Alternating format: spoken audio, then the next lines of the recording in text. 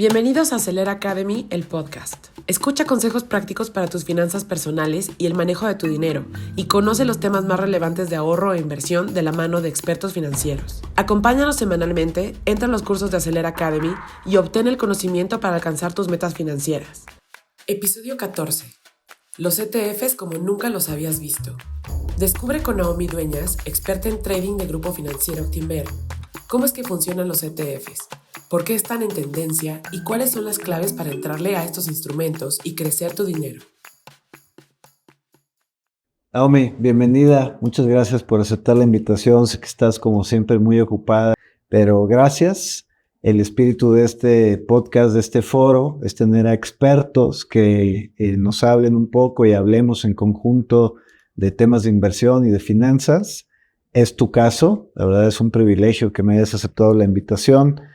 Naomi, todos, tiene más de 10 años en mercados internacionales, más de 5 años enseñando macroeconomía. De verdad tiene todas las credenciales y el conocimiento. Justo antes de que empezáramos a grabar ya estábamos hablando de cosas donde me estaba ilustrando algunas claves del tema de los ETFs, y de eso se trata la sesión de hoy, este podcast, de hablar de los ETFs.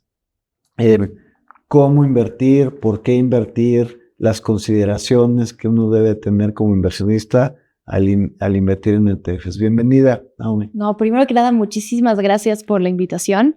Estoy muy contenta de estar aquí para poderles platicar. Como ya dijiste, una parte de mí es docente, entonces siempre me encanta platicar de finanzas con las personas, etcétera, y creo que eso ayuda al crecimiento del país, ¿no? No, claro. Siempre hago ese chistín de que en Estados Unidos todo mundo sabe, pues desde Mujer Bonita, cuando le preguntan en esa película, oye, ¿y en qué inviertes tu dinero? Y ella contesta, en treasuries. Y yo no veo en el mundo mexicano así que tú vayas por la vida, en las telenovelas, así les preguntan, ¿dónde inviertes? En CETES, ¿no? Entonces, me encanta estar aquí para platicar de... Bienvenida, y seguro con lo que platicamos aquí, varias personas van a tomar la decisión de invertir, y particularmente en ETFs, que es un tema muy interesante.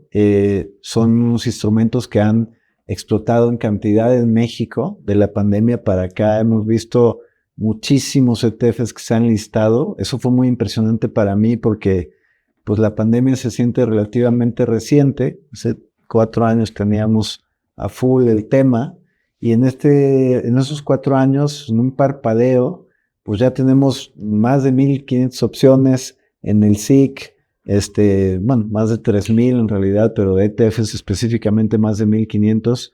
Y quisiera empezar por lo básico, ¿no? ¿Qué es un ETF y por qué han sido tan socorridos y tan demandados por el público inversionista? Claro, mira, un ETF básicamente es un fondo, o lo puedes ver como un fondo, que va a replicar el comportamiento de algún otro activo, de un subyacente. El ejemplo más práctico es el NAFTRAC, que es el índice que nosotros seguimos aquí, o el ETF mexicano por excelencia, que ¿qué es lo que hace? Replica a las 35 emisoras más bursátiles que tenemos hoy en México. Ahora, ¿por qué se vuelve algo atractivo? Que es el IPC, ¿no? Que es el IPC, es el índice de precios y cotizaciones, el indicador general del mercado mexicano. Cuando alguien dice, ¿cómo va el mercado? Y dices, el mercado subió tanto. Es en relación al IPC, correcto. A nuestras 35 emisoras más líquidas y bursátiles que hay. Hay toda una metodología que se sigue para tener estas 35 emisoras. Hay rebalanceos de ponderaciones. O sea, es toda una estrategia para cómo va a estar conformado Y este ETF, que son sus siglas en inglés, es Exchange Traded Funds. Este ETF NAFTRAC compra estas 35 empresas en la misma proporción de su valor de capitalización. No. Hay una ponderación que está descrita en la metodología específica sobre el NAFTRAC de cuál es la ponderación que van a tener las 35 emisoras.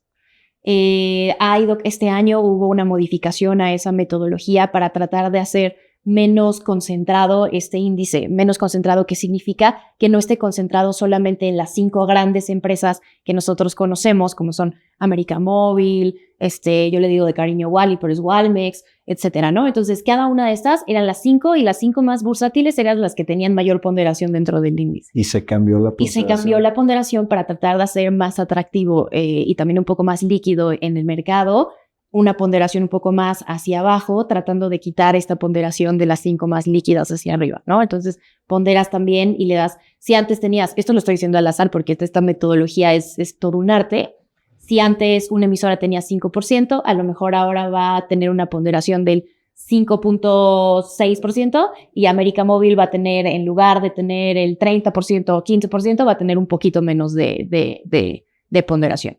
¿Por qué es importante esto? Porque cuando tú estás comprando NAFTRAC, como lo acabas de mencionar, estás construyendo una canasta de 35 emisoras. Si tú sales a comprar NAFTRAC, hay alguien, un market maker, que está comprando la canasta. O hay personas que cuando estás vendiendo, hay market makers que se encargan de deshacer la canasta. O sea, salen a vender los nombres. Por ejemplo, puede pasar que cuando un cliente muy grande quiere comprar NAFTRAC, deja una orden de compra de NAFTRAC, sale el market maker, nosotros también podemos hacer eso, sales, compras la canasta completa de los 35 nombres para tratar de generar el número de canastas que quiere el cliente. ¿Y qué va a pasar con eso? El IPC va a subir, dependiendo del volumen que haya. Si es un volumen de compra muy grande, como las leyes de la oferta y la demanda básica. Importante tendría que ser ese volumen. Exacto, sube. Ahora, para un inversionista que a lo mejor ya invierte en algunos fondos mutuos, deuda, quiere empezar a invertir en ETFs, está esta opción que comentas, el NAFTRAC. La idea del NAFTRAC es que replica el mercado mexicano, como dijimos en el IPC. ¿Qué otros instrumentos hay para alguien que quiere empezar a invertir, por ejemplo, del mercado americano? Por ejemplo, en el mercado americano tenemos, así como el NAFTRAC, que es el de México, en Estados Unidos también tenemos a su compañero, que es, por ejemplo, SPY. El Spider, su ticker es SPY, que es replica al S&P 500. O QQQ, que lo que replica es al Nasdaq, ¿no? O sea, todos estos son ETFs que replican a cierto índice que existe, ¿no? Que hay varias compañías que tienen un producto similar, ¿no? Sí. O sea, básicamente aquí alguien que quiera invertir en ETFs puede escoger distintas empresas, hay varias, ¿no? Vanguard, BlackRock, etcétera. Exactamente. Y cada una tiene su producto, por ejemplo, que está indexado al Standard & Poor's 500. Exacto. ¿Qué otros índices hay o como primer inversionista que podría yo considerar? Decir, ok, puedo tener exposición al mercado mexicano con el NAFTRAC, al Standard & Poor's con alguno de estos ETFs. ¿Qué otro, por ejemplo, es interesante? ¿Qué otro tiene bursatilidad alta? Es muy socorrido por inversionistas en México. Pues el top 1 hoy en día en México, que lleva, si no mal me equivoco, en el último dato de Bloomberg, en lo que va del año, lleva más de 100,000 millones de pesos operados solamente del 1 de enero a hoy, junio, es el SHV, ¿no? ¿Qué es el SHV? A diferencia de los que acabamos de platicar que replican una actividad del equity, el SHV es un tipo de ETF que como subyacente tiene deuda.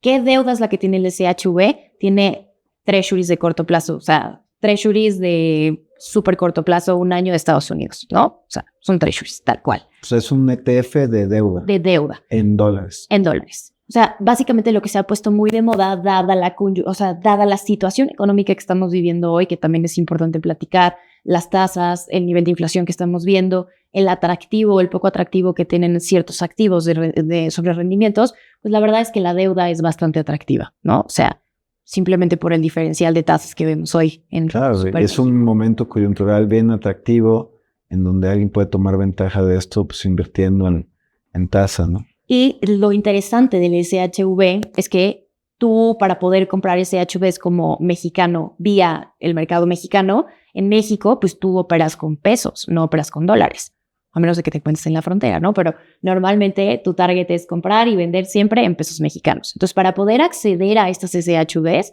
¿qué es lo que tienes que hacer? Tienes que comprar dólares para poder comprar el activo en el mercado local, que es Estados Unidos, y poder hacer la operación en el mercado mexicano. Suena un poco revoltoso, pero es bastante sencillo en la práctica. Entonces, al mismo tiempo, tú te estás metiendo en un riesgo cambiario.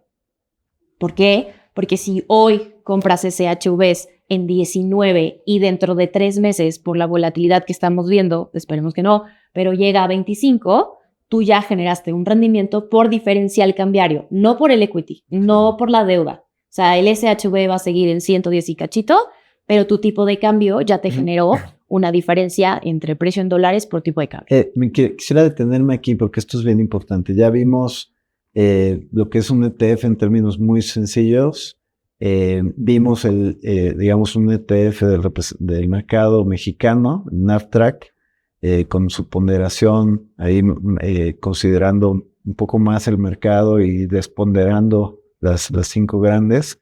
Vimos algunas opciones de varias empresas que invierten en el Standard & Poor's 500, pero hay esta consideración que mencionas que creo que sí es bien importante para la gente que compra ETFs o cualquier instrumento del SIC, el Sistema Internacional de Cotizaciones, que están expuestos en la moneda de origen, ¿no? Exacto. Es decir, lo que acabas de comentar es bien interesante porque yo puedo invertir en un ETF que invierta en el Standard & Poor's, tengo la exposición al índice, a cómo le vaya a ese índice de Estados Unidos, me afecta de manera directa, o sea, es, digamos, la correlación directa, pero además hay una variable para el mercado mexicano que es el tipo de cambio. En efecto. Que lo mencionábamos, ¿no?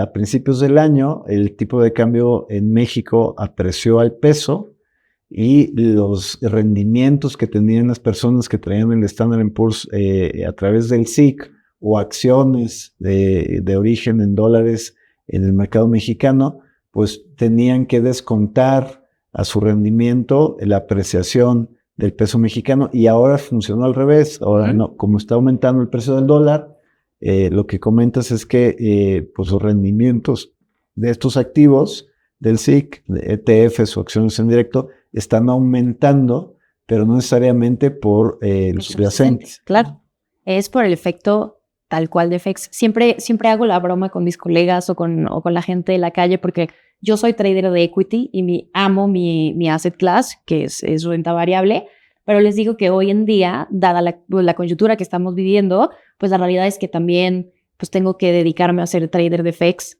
y trader de deuda, ¿no? Claro. ¿Por qué? Porque básicamente o las 5 top que se operan dentro del SIC son ETFs y en su gran mayoría son ETFs de deuda. Entonces, pues básicamente lo que estamos haciendo todo el día es cotizando tipo de cambio, viendo cómo se está moviendo más o menos la deuda. O sea, básicamente tenemos que ser expertos en los 3 asset class más importantes, ¿no? Oye, y para alguien que no es experto, aprovechando esta coyuntura de tasas y que obviamente primero considerando su perfil, su tolerancia al riesgo, su horizonte, ¿no? Pensando en que cada caso es diferente, pero para alguien, por ejemplo, un promedio que quiere invertir al mediano o largo plazo, ¿cuál es tu recomendación para empezar con ETFs? ¿Qué es lo que tiene que saber? ¿Cómo toma una decisión para invertir en un ETF o en otro? ¿Qué le recomendarías, Per?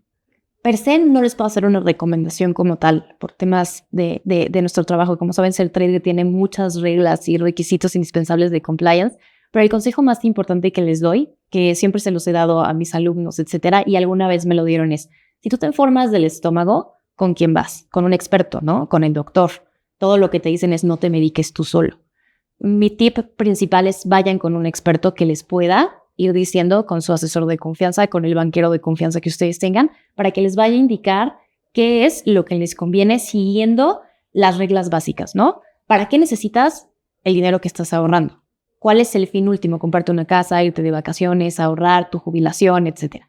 Porque dependiendo de para qué sea, es hacia dónde lo vas a meter, ¿no? Independientemente si sean ETFs o cualquier otro activo. Y también muy importante considerar tu apetito de riesgo, porque hay muchas personas que tienen un montón de apetito de riesgo y les encantan todas estas monedas, criptos, etcétera, que hoy en México, por regulación, está prohibido poder listar cualquier ETF que tenga algo de criptomonedas en la frase o en la palabra. En Estados Unidos ya se permite, en México todavía el regulador lo tiene bastante bloqueado. Entonces, si te vas a meter en alguno de esos activos, mi recomendación es: averigua todo lo que puedas sobre lo que estás tratando de meter, porque al final de cuentas son tus ahorros los que están ahí adentro, ¿no? Ese es mi primer consejo. El segundo es: ¿de qué manera vas a aprender? Arriesgándote, ¿no? A mis alumnos de la universidad les digo, obviamente no van a meter lo que acaba de decir o lo que Carrasco siempre nos dice, ¿no? Diversificación, las reglas básicas de las finanzas. Entonces, pues no vas a meter todos tus ahorros en un solo activo. Diversifícate. Aprende qué es la diversificación. Y lo segundo, si tú te vas de antro, estos son para los chavitos o más jóvenes, no para la gente de mi edad, pero si te vas a ir de antro y te vas a gastar 3,000 pesos, pues no te gastes 3,000 pesos, gástate 2,000 y 1,000, ahórralos. Métete a Bursanet y trata de jugar ahí a ver qué es lo que estás viendo que va subiendo, ve cómo va el NAFTRAC, ve cómo está yendo la economía mexicana, juega y aprende para que vayas generando esta experiencia que necesitas para poder decir, pues yo sé jugar en la bolsa, ¿no? Esos son como mis tips más importantes. Recomendación número 1, acércate a un asesor, ¿no? Exacto. En esta recomendación, pues como decíamos, depende de tu perfil, momento de vida, tolerancia al riesgo, horizonte de inversión, pues ya te recomendará algo. Pero también mencionabas el caso de alguien que quiere invertir en directo, ¿no?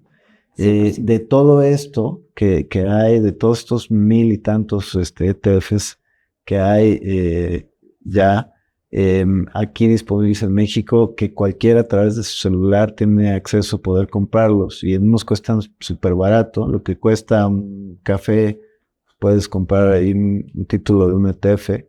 ¿Qué es lo que se tiene que fijar? Se tiene que fijar en el volumen de operación, es decir, en cuánto está tradeando, cuántas operaciones hay de este fondo, cuánto vale en México este fondo, cuánto vale en general, cuál es tu recomendación de que alguien tenga que revisar. Eso también es súper importante lo que acabas de comentar. Muchas veces a nosotros nos llegan llamadas de que dicen, es que no estoy viendo nada de liquidez en el mercado, ¿no? Hay muchas operaciones de ETFs y sobre todo de algunos stock single names de Estados Unidos que cotizan en el SIC, que tú vas a ver que en México no operan nada, ¿no? Que la última vez que operaron fue hace 4 meses. Pero eso es en el mercado mexicano. Y siempre se nos olvida que mucho de lo que nosotros estamos operando, y sobre todo cuando estamos hablando de ETFs, son operaciones que no cotizan en México. O sea, su mercado de origen puede ser Canadá, puede ser Estados Unidos, tenemos la parte de UCITS, que son los ETFs europeos. Entonces, no cotizan en México. Partes desde un punto de vista donde tienes un horario diferente entre Europa y México, ¿no? Entonces, lo importante es, si tú eres un pequeño inversionista, posiblemente te va a costar un poco más de trabajo encontrar la liquidez dentro de un market maker en ciertos ETFs. Pero hay otros que son súper líquidos, ¿no? Que tienes el SHV, que tienes otros ETFs, que ya hay market makers en México que se dedican a estar poniendo posturas en ambos lados. ¿Cómo me doy cuenta con eso? ¿Con el volumen tradeado, con el tamaño del ETF en México? Uno, siempre puedes buscar cuáles son los ETFs más operados dentro de México, y esos ETFs más operados dentro de México van a tener mayor liquidez y vas a encontrar mayores algoritmos que te van a estar tratando de ayudar a generar esa liquidez en el mercado local que es México, ¿no? Esa es la primera. La segunda es cuando coloques tu postura. O sea, que este es un ejemplo bastante sencillo. Si tú quieres comprar un título, por ejemplo, llamémosle SHV, y te pones la postura y se envía al mercado y te das cuenta a los 5 minutos que tu postura no se ejecutó, entonces quiere decir que tu precio está mal. ¿Por qué? Porque no hay nadie que está dispuesto a venderte en ese nivel. Entonces mi recomendación es, si quieres comprar, vas a tener que o marcarle a tu asesor o ver cómo están las pantallas del mercado y subir tu postura, ¿no? Y en eso te aseguro que en estos mercados súper líquidos vas a encontrar a alguien que te venda en ese nivel. La verdad es que el equity en muchas ocasiones se maneja con las leyes de la oferta y la demanda. O sea, claro, y es muy importante la liquidez, porque he tenido también muchas pláticas con inversionistas que de repente han comprado algo, que se dieron cuenta en algún lugar o alguien les dijo, y pues no tienen liquidez en México, ¿no? Y tienes que vender pues a un precio castigado para que salga. Entonces, es importante esto. De por sí ya a veces es muy difícil entender cuando una persona te dice un corto, ¿no? O sea, cuando estás platicando o estás viendo una serie como Billions, donde empiezan a hablar como, vete corta a una acción, y tú como, ¿qué corto? ¿Qué significa corto? O sea, desde partiendo de eso. O sea, y a veces una palabra es 3 veces corto algo, y todavía no entiendes ni siquiera lo que significa la palabra más simple, corto. O sea, estás vendiendo algo que no tienes. Haz de cuenta que estás vendiendo tu casa sin tener tu casa. Y para todos los que nos escuchan y no saben lo que es vender en corto, estás apostando a poder comprar o adquirir ese activo a un precio mucho menor.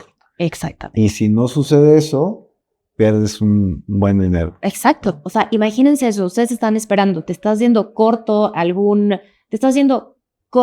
el S&P o te estás yendo corto México porque tú tienes toda una visualización de algo que va a pasar en el futuro, no sé qué. Estás haciendo especulación. Muchas veces el trading que hacen algunas personas es con base en especulación, partiendo de lo que te comentaba antes, que depende del perfil y de para qué quieres o por qué estás haciendo esas acciones dentro de tus inversiones. Hay personas que se dedican a especular, ¿no?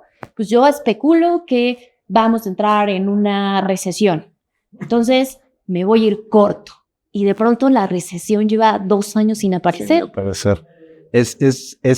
Es muy importante la diferencia de hacer trading especulativo a invertir, ¿no? 100%. Invertir es un horizonte a largo plazo, no implica estar comprando y vendiendo, implica que entiendes el activo, que estás largo, usando las mismas palabras, piensas que tiene buenos fundamentos, que el mercado, que la tendencia, etcétera, va a seguir positivo, y eso es invertir por la tesis que tú quieras, por el método que tú quieras, valor técnico, lo que quieras, y especular o hacer trading, pues sí requiere otros conocimientos, otras herramientas, otra exposición al riesgo, y no es recomendado para alguien que apenas está empezando en esto, 100%. al igual que una recomendación general es, como dices, keep it simple. Keep it smart. Yo me lo aprendí diferente, pero es lo mismo. Muchísimo cuidado, yo te diría, de esta plática con 3 cosas. Con falta de liquidez, que puede traducirse en una venta pues no anticipada, o sea, no a un precio esperado. Muchísimo cuidado porque, bueno, esta palanca puede funcionar en contra muy fuerte, y ya para recuperar, pues no necesitas mucho más para llegar al mismo punto. Que normalmente el perfil, no puedo generalizar porque nunca podemos generalizar, pero los amigos que se acercan, que se atreven a hacer sus apalancados, siempre su pregunta inicial es: Naomi, ¿tú que te dedicas a esto, qué me genera un rendimiento del 50%? Y mi respuesta siempre es la misma: joven, si yo supiera cómo generar un rendimiento del 50%, no estaríamos platicando. Sí, sin riesgo y ni volatilidad. Sin riesgo, sin volatilidad. Y sobre todo sostenible, ¿no? Porque sí, de repente le puedes pegar un home run a algo, pero eso significa que pues probablemente después no salga la misma oportunidad, ¿no? Que también siempre, justo platicando dentro de eso, ya te interrumpí antes de llegar al tercer punto, es siempre también hay que tener 2 cosas importantes. Un stop loss. O sea, siempre tienes que definir cuándo es el momento de decir, pues ya no pasó lo que yo quería que pasara. Obviamente, esto es en una inversión que te estoy diciendo puede ser más a corto plazo, porque a largo plazo, dentro de las inversiones, consideras que va a haber volatilidad dentro de los mismos ciclos económicos. O sea, a veces nos va a ir bien, a veces nos va a ir mal, pero tu target es un horizonte de 30, 35 años. Pero sí siempre tratas de considerar un stop loss. ¿Hasta dónde tengo que tomar ya pérdida? ¿No? Siempre decimos tomo pérdida, ¿no? Ya como jerga. Fíjate que tuve una plática con Chiara Cotellani de seguros, y nos dábamos cuenta por una encuesta de la AMIS que solo el 36% de autos en México tiene seguro. Y esto me pareció así una locura. ¿Verdad? Igual es invertir sin un stop loss en un instrumento como estos. ¿Sí? Si no pones un stop loss en un instrumento que está expuesto a esta volatilidad, puede ser catastrófico. Catastrófico, intenso. Pero también una recomendación importante es también cuando vayas al revés. O sea, también tienes que saber cuándo tomar los rendimientos. Porque muchas veces, como dices, o como que piensas a pensar, ¿y qué tal si puede irse otro más arriba? Sí. Y ya no tengo ese rendimiento adicional que pude haber tenido. Que eso también siempre es más una difícil. Constante, ¿no? Porque siempre hay que sacarle el último centavo, ¿no? Uh-huh. Y así es, digamos, casi una patología de ludópata que quieres un poco más, generar un poco más. Entonces, tal cual, el stop loss para proteger catástrofes y el take profit para realizar tus ganancias, ya eres feliz, y siempre considera, ya pasó un trade, el siguiente, borrón y cuenta nueva. O sea, no te puedes ciclar en si ya te fue súper mal o si ya te fue súper bien, esa va a ser tu tendencia de aquí para adelante. O sea, no, porque pues no son apuestas, ¿no? No es como entrar dentro de Las Vegas y lanzar el dado. Es nuevamente, tienes que aprender y ser consciente, acercarte a los expertos, asesorarte. Yo recomendaría desde chavito empezar a tratar de ahorrar, etcétera, y aprender del sector financiero para llegar a generar esta experiencia, ¿no? Y nunca te cicles. Eso también es súper importante. Es un consejo que me dieron mis seniors en su momento y es algo que intento pensar y seguir pensando. No te quedes en lo mismo. No. El tema de estar en corto, que el plan frecuentemente no sucede, ¿no? Y eso también es muy delicado. Es menos los inversionistas en México que se meten a esto, pero siempre está la tentación, ¿no? Sobre todo con estos fondos y también lo que hemos visto, no solo de los mercados, el tipo de cambio, etcétera, pues de repente todos estamos sorprendidos. Lo que, como a ti te preguntan, ¿no? Lo que le preguntaban una vez a JP Morgan, que cómo viene el mercado y siempre contestaba, pues va a fluctuar, ¿no? Entonces es muy importante considerar esto y no ciclarte, como dices, y bueno, tener estas precauciones para hacer tus inversiones en ETFs, que creo que son de los instrumentos pues más poderosos para que alguien pueda acceder a mercados, para diversificar, para acceder a mercados financieros locales, internacionales, de una manera muy eficiente. Sí, o sea, tienes otro ETF, por ejemplo, el ACWI es un ETF donde básicamente estás comprando al mundo. O sea, ¿por qué? Porque estás invertido en absolutamente todo, tanto como en mercados desarrollados como en emergentes. O sea, lo que estás siguiendo es el MSCI global.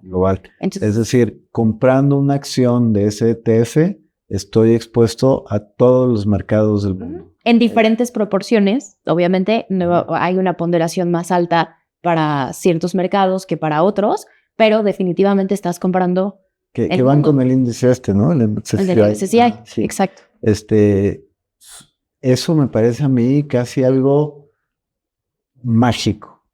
O sea, que verdaderamente con un instrumento al día de hoy en tu celular lo puedas sacar con una pequeña cantidad de dinero, básicamente comprar todos los mercados, bolsas del mundo en la proporción de este índice representativo, ¿no?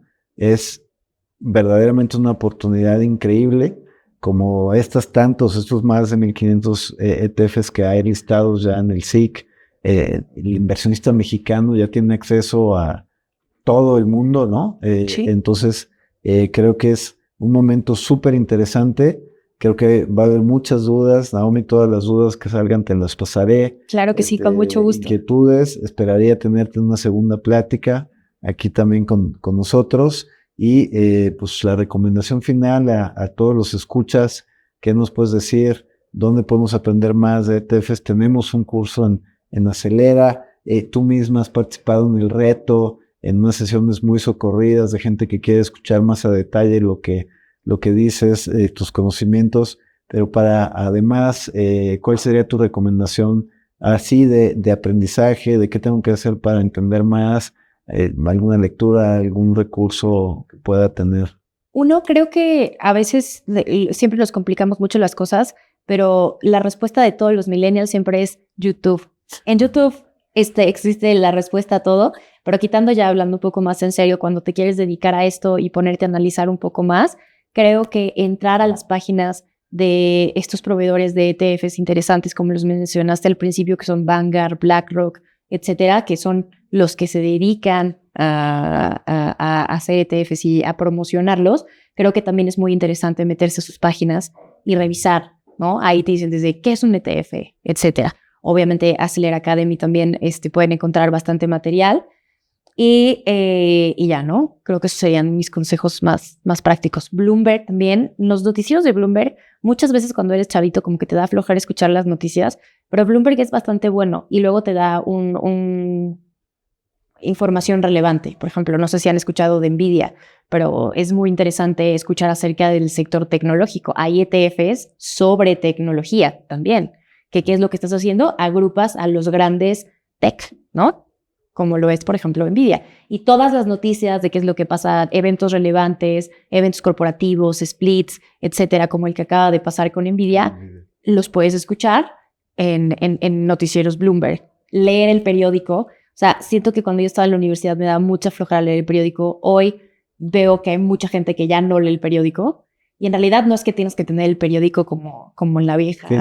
Físico, ¿no? O sea, lo tienes desde el celular y tienes el Financial Times, el Wall Street Journal, tienes un montón de periódicos, el mismo Financiero, etcétera, que te puede brindar información financiera. Siempre hay un sector que dice empresas, que son negocios, que yo siempre recomiendo meterse al de negocios y al financiero, ¿no? Entonces, en esos hay información interesante sobre cómo se mueven los mercados. Pues ese sería mi máximo tip. Muchísimas gracias, Naomi Dueñas. Gracias. Siempre un privilegio platicar contigo. Espero hacerlo pronto otra vez. Muchísimas gracias por la invitación. Y espero que lo aceptes. Claro que sí, con muchísimo gusto. Gracias. Gracias.